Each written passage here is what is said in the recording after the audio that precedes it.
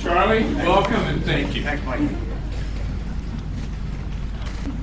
Well, good afternoon, folks, and thank you very much for giving me the opportunity to speak to you today. And thank you, Mike, for those very kind and largely undeserved remarks. And if the truth were known, I always like comments with which I agree.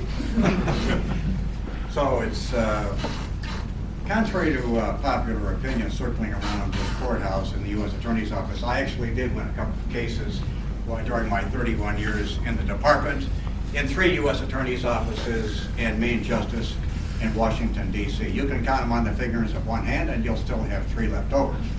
So it's a privilege to be back in the sacred precincts of the prosecutor's office, where I spent the best 31 years of my life, and to see my friends Michael D. Shrunk and John Bradley, whom I've known for about 40 years. And I want to say hello to Dwight Holden. I met him yesterday for the first time. He was kind enough to buy my lunch, so thank you, Dwight. And let us hope that the President does the right thing for you and for the great state of Oregon.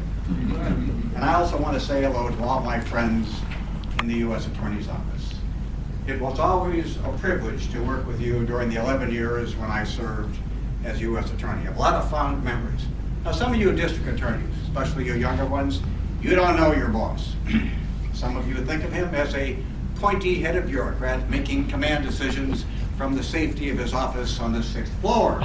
But what you don't know, and what I do know, is that when Mike was young and riding tall in the saddle, he was a very, very accomplished trial lawyer who tried a great number of cases: drug cases, crimes of violence, fraud cases, homicides. And Mike had a sense of humor.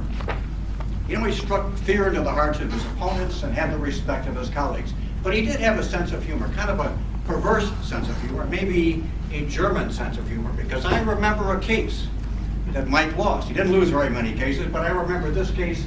It was reported by the Oregonian, that great trumpet of truth. And it was a gun possession case. And then after the case was over, the jury returned his verdict of not guilty. Mike stood up and offered to return the gun to the defendant. You remember that case, Mike? All right. Judge. Well, since I made some departing remarks on behalf of AUSA Frank Noonan over a year ago, I haven't done much public speaking. And so I feel a bit like Elizabeth Taylor's 8th husband, who was reported to have said on the eve of their wedding, "I think I know what to do, but I'm not sure I can make it interesting." Well, the good news for you folks, I'm hoping the next few minutes will be interesting. You're not going to have to take any notes. You can put away your pencils and paper, and we're not going to follow the outline too closely, but just closely enough so you can get some much needed CLE credit. Well, my remarks today are going to represent a substantial change from those that you typically hear from lawyers who stand before you. They like to pontificate about great cases they have won and how they rescued victory from the jaws of defeat. But today we're going to talk about great cases I have lost. Haven't been too many of those, but a few. And as Mike and John, my friend John Bradley, know, I wasn't a very good loser. And as the late Leo DeRocher once said, "Show me a good loser, and I'll show you a loser." Now, does anybody around here know who Leo DeRocher was? Charles Gordon. You're an inveterate baseball. Who was Leo DeRocher? Well, he was a manager of the Brooklyn Dodgers. Leo DeRocher. He was a manager of the old Brooklyn Dodgers who played in Ebbetsfield. And later on, he managed the New York Giants, who played in the Polo Grounds. And then late in his career, he managed the Chicago Cubs in Wrigley Field, where I spent many a summer sunny afternoon drinking a lot more beer as the Attorney General. "Mr. President, how can you appoint your brother to be the Attorney General? He has never tried a case. He knows nothing about criminal law. He's never been in the courtroom. How can you do that?" And Kennedy looks at them and he says, "What better place to learn?" They laughed. They never asked him another question.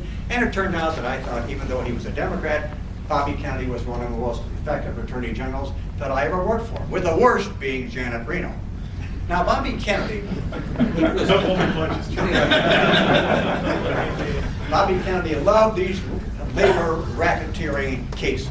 And at that time, the department and all of the U.S. Attorney's offices were very small. For the Northern District of Illinois, which, as I think I mentioned, went from Indiana to Iowa, north to Wisconsin, and down to Springfield, we only had 16 assistant U.S. attorneys to handle every single case in that district. And Kennedy knew every single labor racketeering case in the country. He knew who was trying it, and he knew when it was going to be tried. So in the morning, you're getting ready to go to trial on a labor racketeering case, and you're up against some syndicate or mafia lawyer, and your stomach is shards of glass, and you get a telephone call, and here's the way it went.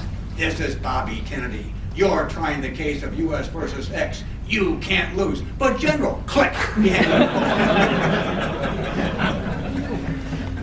All right, anybody have any questions? Nobody?